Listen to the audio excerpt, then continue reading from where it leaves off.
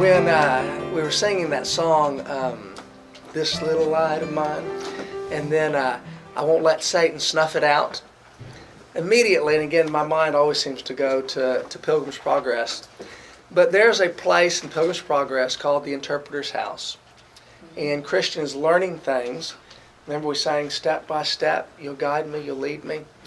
He's learning things that are necessary for the journey ahead, for this journey to the celestial city.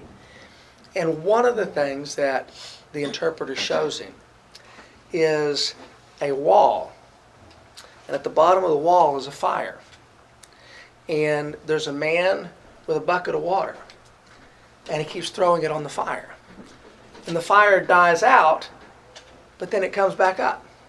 And they throw more water on it. And the fire will go down, and then it'll come back up. And so Christian asks the interpreter, why does the fire keep coming back after they keep putting water on it?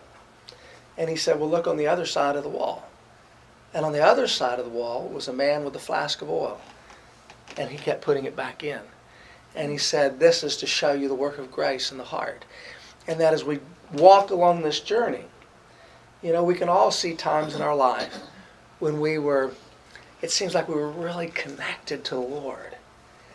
And we felt alive. We felt refreshed. We were hungry. We were seeking.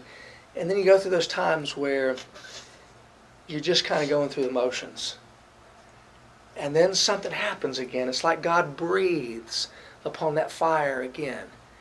And of course, His desire for all of us is to be a city set on a hill, a light shining in darkness.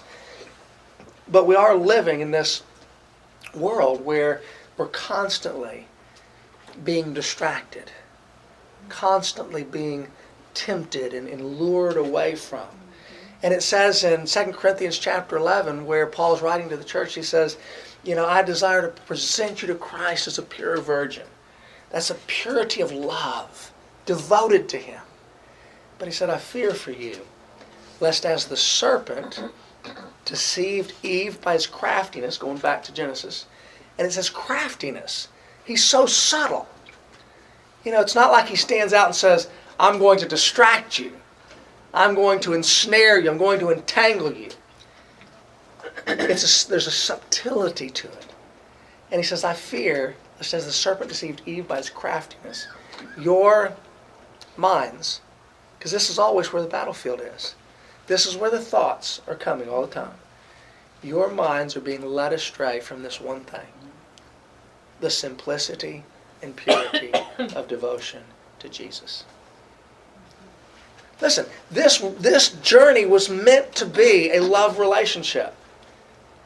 But so often we get caught up in the do's and the don'ts and the rules and the this, that we lose sight of the relationship. And what's interesting is that when you're caught up in a love relationship, a genuine love relationship, you don't want to harm the person that you're in love with and walking with. I don't walk around every day thinking, I got to stay true to my wife, I got to stay true to my wife. I love her. It's a natural thing to me. And so often, the same way with our relationship with the Lord, I got to stay. Listen, I'm learning to love the Lord. I'm learning to acknowledge Him day by day, to include Him in my thoughts and where I'm going and the things that I'm facing.